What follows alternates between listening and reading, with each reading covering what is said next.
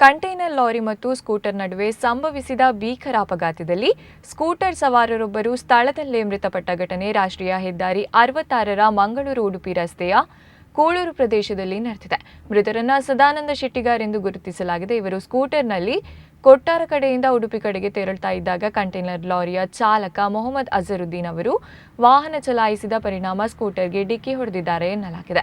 ಡಿಕ್ಕಿಯ ತೀವ್ರತೆಗೆ scooter ಸವಾರ ರಸ್ತೆಗೆ ಬಿದ್ದಿದ್ದು, ಬಳಿಕ ಲಾರಿಯ ಚಕ್ರ ಹರಿದ ಪರಿಣಾಮ ಅವರು ಗಂಭೀರವಾಗಿ ಗಾಯಗೊಂಡು ಸ್ಥಳದಲ್ಲೇ ಮೃತಪಟ್ಟಿದ್ದಾರೆ ಎಂದು ತಿಳಿದುಬಂದಿದೆ.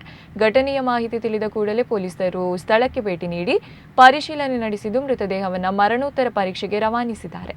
ಅಪಘಾತಕ್ಕೆ ಸಂಬಂಧಿಸಿದಂತೆ ಪ್ರಕರಣ ದಾಖಲಾಗಿದ್ದು, ಮುಂದಿನ ತನಿಖೆಯನ್ನು ಪೊಲೀಸರು ಕೈಗೊಂಡಿದ್ದಾರೆ.